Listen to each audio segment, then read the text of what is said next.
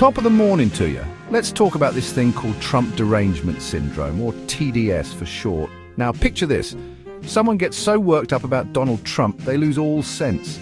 They rant and rave, seeing red like a bull in a china shop. That, me friends, is TDS in a nutshell. It's like they've been bitten by a political spider and turned into irrational beings. They see Trump as the root of all evil, the cause of every storm cloud and hangnail. Now, I'm not saying everyone who disagrees with the man has TDS, mind you.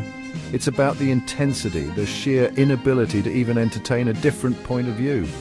Think of it like this. Remember that time your Uncle Paddy got stung by a bee and swore off all honey for life? A tad extreme, wouldn't you say? That's the kind of over-the-top reaction we're talking about here.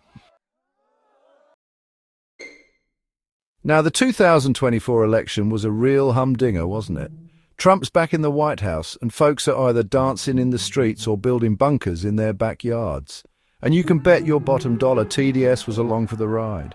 We had journalists scribbling long-winded articles about the end of the world as we know it, while politicians were busy pointing fingers and screaming from their soapboxes. It was like watching a flock of pigeons fight over a dropped chip, a whole lot of flapping and not much substance. Remember that Joe Nocera fella? Wrote a piece practically begging everyone to just chill out and accept Trump was back.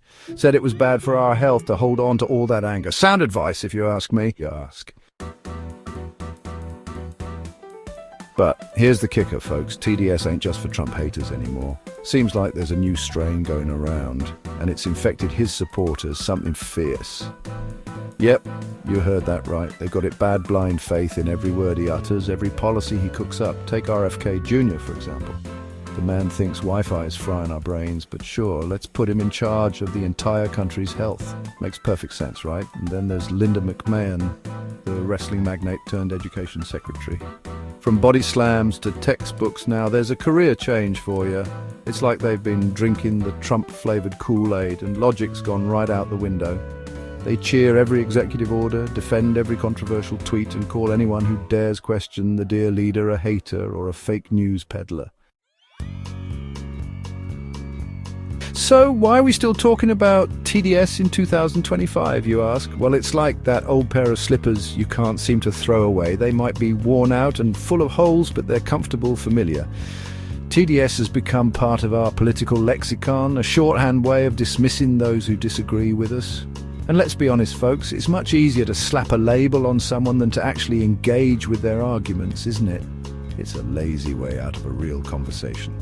So the next time you hear someone throwing around the term TDS, take a step back and ask yourself, are they really concerned about irrational behavior? Or are they just trying to shut down a conversation they don't want to have?